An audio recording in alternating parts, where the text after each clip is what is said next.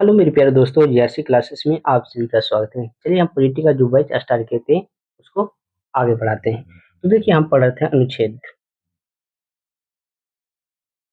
अनुच्छेद पढ़ रहे थे। अनुच्छेद 15 तक हो गया था। ठीक है, आज शुरुआत करते हैं अनुच्छेद 16। ठीक है, तो लिखिए लिखिए आर्टिकल 16। देखिए आर्टिकल 16 कहता क्या है। तो ये कहता है कि राज्य किसी भी नागरिक के साथ नियुक्ति और रोजगार में किसी प्रकार का भेदभाव नहीं करेगा। क्या कहता है राज कहता है किसी भी नागरिक के साथ नियुक्ति और रोजगार में किसी प्रकार का भेदभाव नहीं करेगा। तो लिखिए इसमें, चलिए लिखिए अनुच्छेद आर्टिकल 16 के एक। चलिए इसमें लिखिए कि राज्य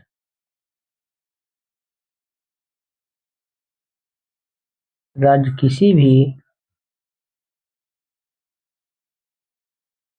नागरिक के साथ, देखिए राज्य किसी भी नागरिक के साथ नियुक्ति या नियुक्ति और रोजगार या रोजगार में किसी प्रकार का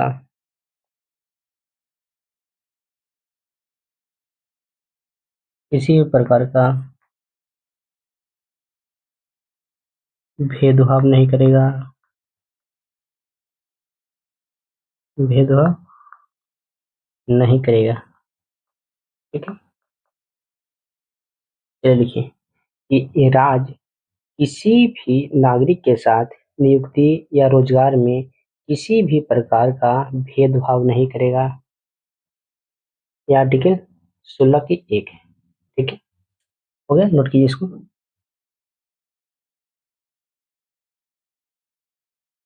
चलिए अब चलते हैं आर्टिकल 16 के दो। चलिए 16 का दो क्या कहता है। 16 का दो कहता है कि राज्य किसी भी नागरिक के साथ लिंग, मूल वंश, जाति, जन्मस्थान, धर्म, उद्भव और निवास के स्थान पर कोई भेदभाव नहीं करेगा। ठीक है, लिखिए लिखिए राज्य किसी भी नागरिक के साथ नागरिक के साथ लिखिए लिंग। ठीक है, अगला लिखिए मूल वंश, लिंग, मूल वंश। अगला लिखिए जाति। अगला लिखिए जन्म स्थान। हो गया, अगला लिखिए धर्म। और 2 पॉइंट और लिखिए उद्भव। और 1 पॉइंट और लिख लीजिए निवास। निवास, ठीक है। इसमें 7 तत्व है। ठीक है, पहले क्या है, लिंग है। दूसरा मूल वंश, जाति, जन्मस्थान, धर्म, उद्भव और निवास के स्थान पर भेदभाव नहीं करेगा। लिखिएगा ये स्थान पर। चलिए पहले नोट कीजिए। ठीक है, तो आर्टिकल 16 के दो क्या कह रहा है कि राज्य किसी प्रकार के नागरिक के साथ लिंग, मूल वंश, जाति, जन्मस्थान, धर्म, निवास और उद्भव के आधार पर भेदभाव नहीं करेगा। चलिए आगे लिखिए, के आधार पर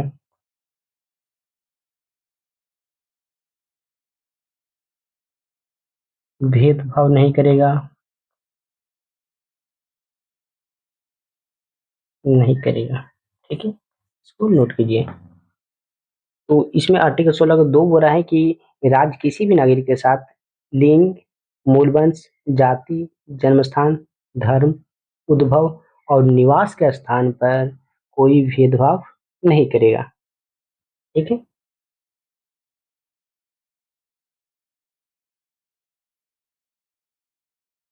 चलिए अब आगे चलिए। एक लिखिए अपवाद, इसमें है, तो लिख लीजिए अपवाद। अपवाद में 16 का 3 है, आर्टिकल लिखिए 16 के 3। ठीक है। आर्टिकल 16 के 3 कहता है कि राज्य निवास के स्थान पर रोजगार के संबंध में विशेष प्रावधान कर सकता है। इसमें लिखिए राज्य निवास के आधार पर, निवास के स्थान पर रोजगार के संबंध में विशेष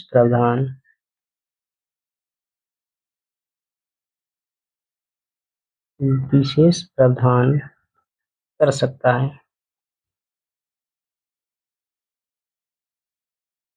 कर सकता है। चलिए इसको नोट कीजिए कि राज्य निवास के आधार पर रोजगार के संबंध में विशेष प्रावधान कर सकता है।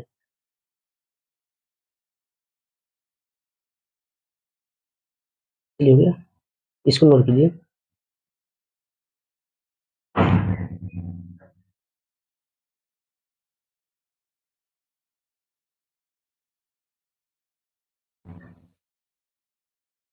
चलिए हो गया। अब चलते हैं आर्टिकल 16 के 4। देखिए आर्टिकल 16 के 4। देखिए ये कहता है, ये क्या कहता है कि राज्य निवास के आधार पर पिछड़े वर्ग के लोगों के लिए विशेष प्रदान कर सकता है। तो लिखिए पिछड़े वर्ग के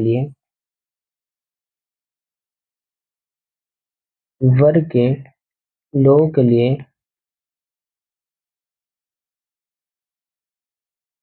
विशेष प्रावधान, विशेष प्रावधान। लिखिए पिछड़े वर्ग के लिए लोगों के लिए विशेष प्रावधान की बात करता है आर्टिकल 16 के 4।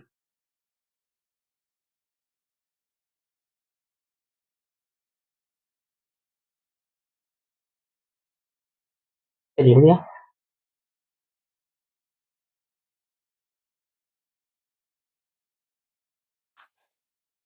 चलिए अब इससे आगे चलते हैं। अगला देखिए आर्टिकल 16 के 5। आर्टिकल 16 के 5 क्या कहता है कि राज्य किसी विशेष धर्म के लोगों को किसी विशेष धर्म की नौकरी के संबंध में वरीयता दे सकता है। लिखिए राज्य किसी विशेष धर्म, विशेष धर्म के लोगों को किसी विशेष धर्म, किसी विशेष धर्म की नौकरी के संबंध में वरीयता दे सकता है। जैसे गुरुद्वारा हो गया, गुरुद्वारा सरकारी मंदिर हो गया या सरकारी मस्जिद हो गया, इस समय अपने संबंधित को नौकरी दे सकता है। जैसे लिख लीजिए एग्जाम्पल लिख लीजिएगा। लिखिए गुरुद्वारा या सरकारी मंदिर, सरकारी मस्जिद। ठीक है हो गया। अब चलते हैं इससे आगे। देखिए अनुच्छेद 16 के 6 देखिए ये क्या कहता है? तो देखिए ये कह रहा है कि इसके माध्यम से सामान्य वर्ग के लोगों को आर्थिक आधार पर 10% आरक्षण की बात करता है। मतलब इसमें कहा जाए ईडब्ल्यूएस, ईडब्ल्यूएस को 10% आरक्षण की बात करता है, आरक्षण की बात करता है। ठीक है, तो आर्टिकल 16 के 6 बोला है कि ईडब्ल्यूएस को 10% आरक्षण दिया जाएगा। ठीक है, तो लिख लीजिए इसको, इसको ठीक से लिखिए। देखिए आर्टिकल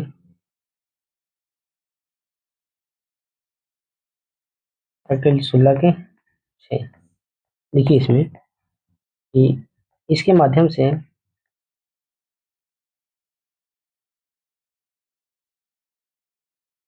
से सामान्य वर्ग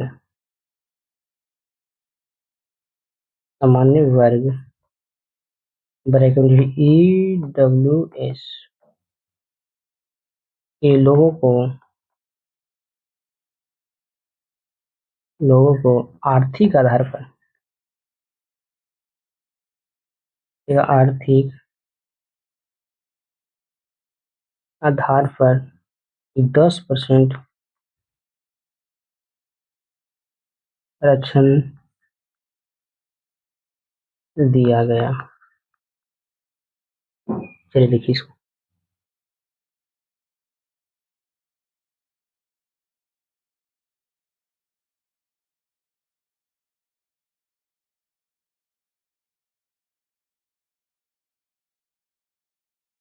चलिए हो गया। अब सुनाते ईडब्ल्यूएस क्या है, उसके बाद में थोड़ा सा चलिए लिखते हैं इसको। ईडब्ल्यूएस कहते हैं किसको, तो लिखिए ईडब्ल्यूएस, ईडब्ल्यूएस। चलिए लिखिए इसमें, देखिए ईडब्ल्यूएस किसको कहते हैं, तो वार्षिक आय 8 लाख से अधिक ना होना चाहिए, तो ईडब्ल्यूएस के अंतर्गत आता है। तो लिखिए वार्षिक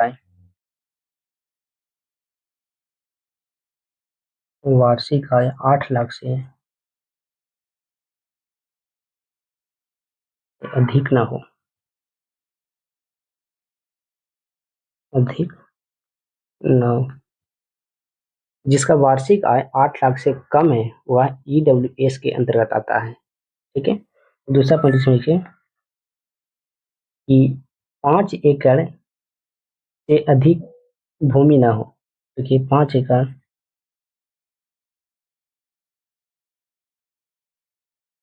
से अधिक कृषि भूमि ना हो,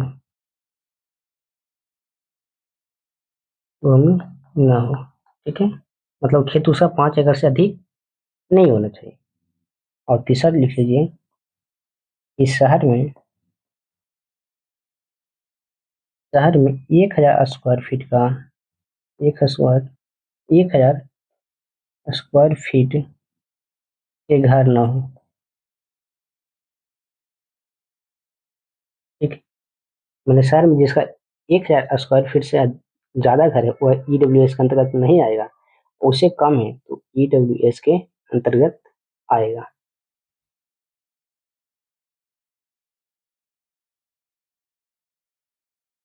चलिए हो गया।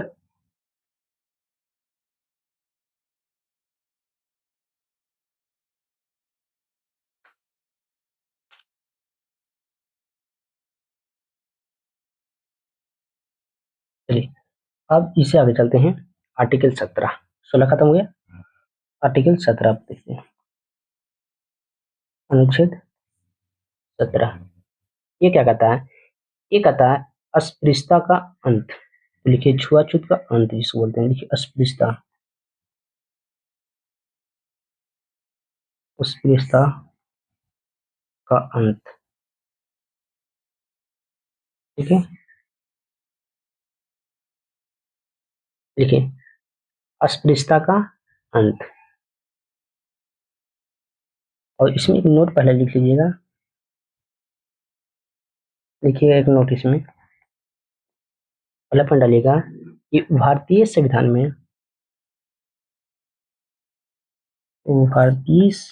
में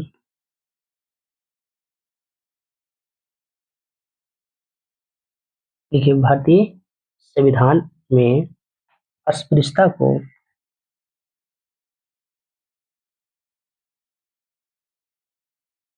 अस्पृश्यता को परिभाषित नहीं किया गया है।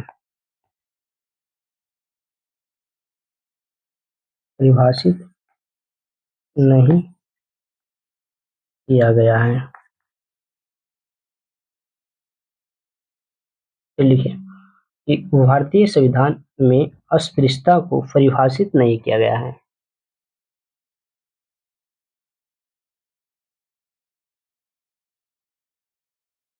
क्लियर हो गया? चलो इसको नोट कीजिए। अब चलते हैं इससे आगे। ठीक है, अगला एक केस आया था सुप्रीम कोर्ट में, तो लिखिए एक केस आया था सुप्रीम कोर्ट में, जैसी बनाम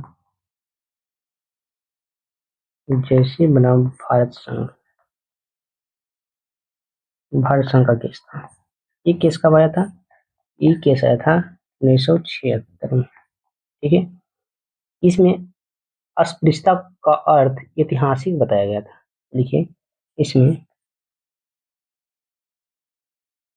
लिखिएगा इसमें, इसमें अस्पृश्यता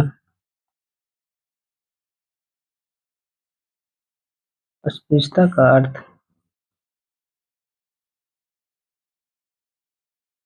अर्थ ऐतिहासिक बताया गया। ऐतिहासिक बताया। ठीक है, क्या बताया? ऐतिहासिक बताया। अस्पृश्यता का अर्थ इसमें बताया, ऐतिहासिक बताया। ठीक है, अगला लिखिएगा, नोट में एक पॉइंट लिखिएगा। लिख नोट में पहले पॉइंट इसमें कि महात्मा गांधी ने, देखिए महात्मा गांधी ने अस्पृश्यता को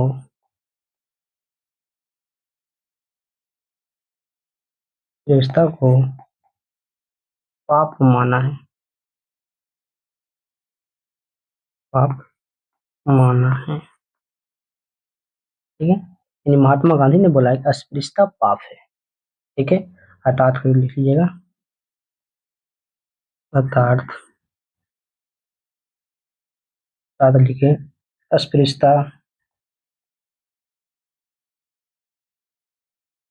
अस्पृश्यता पाप पाप है। ये शब्द दिए थे महात्मा गांधी ने। महात्मा गांधी ने अस्पृश्यता को पाप माना है और इन्होंने बताया कि अस्पृश्यता पाप है। यहाँ से क्वेश्चन बन सकता है कि अस्पृश्यता पाप है, यह कथन किसका है? तो महात्मा गांधी का ये कथन है। ठीक है, तो इसको नोट कीजिए।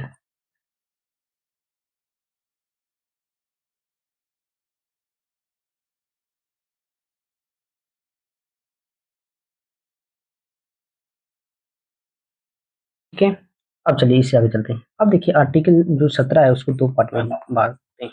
ठीक है, दो पार्ट में इसको बांटते हैं। पहला देखिए, पहला भाग बांट रहे हैं कि अस्पृश्यता करना मना है। पहला, अस्पृश्यता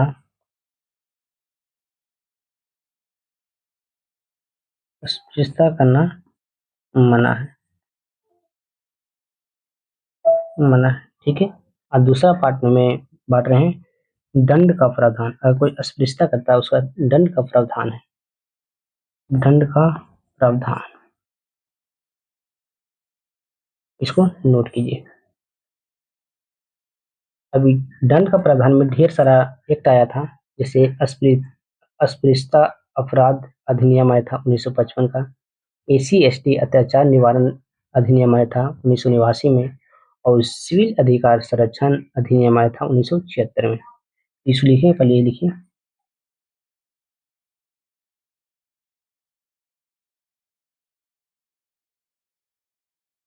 चलिए, हो गया। अब चलिए इसे आगे लिख लीजिए, नोट में कुछ पॉइंट लिख लीजिए। पहला पॉइंट लिखिएगा कि अस्पृश्यता अपराध अधिनियम,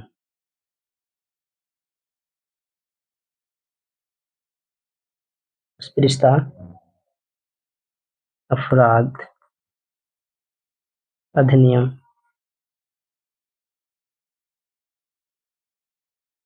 ये कब आया था? तो 1955 में आया था। ठीक है, दूसरा पॉइंट लिखिएगा। एस सी एस टी अत्याचार एस सी एस टी अत्याचार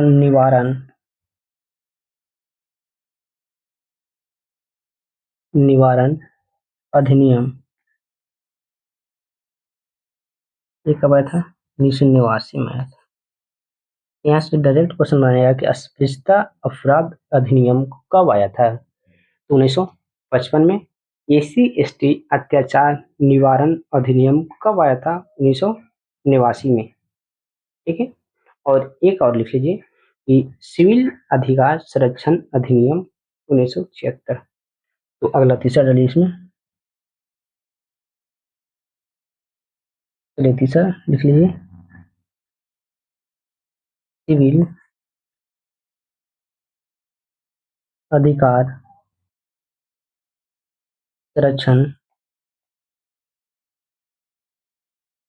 संरक्षण अधिनियम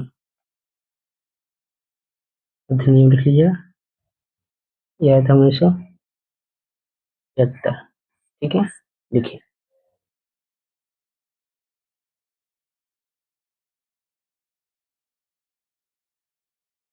हो गया। और एक पॉइंट और लिख लीजिए इसमें कि जो एस सी अधिनियम आया था, एस सी अत्याचार अधिनियम अत्याचार निवारण अधिनियम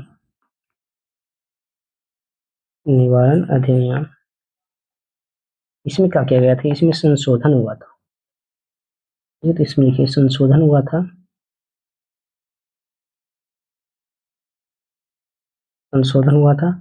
ये संशोधन हुआ था 2018-19 में। ठीक है, इसमें 6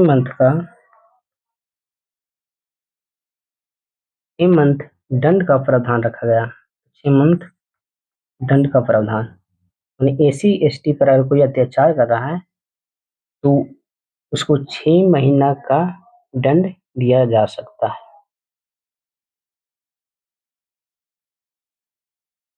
चलिए हो गया, इसको नोट कीजिए।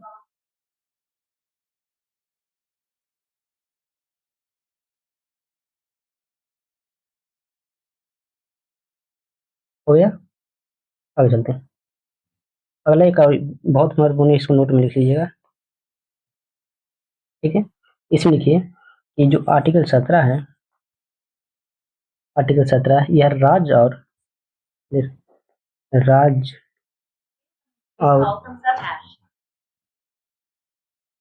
राज्य और व्यक्ति दोनों का लिखिएगा। राज्य और व्यक्ति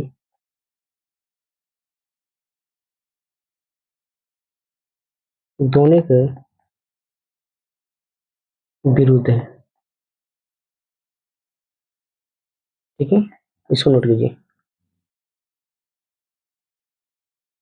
हो गया,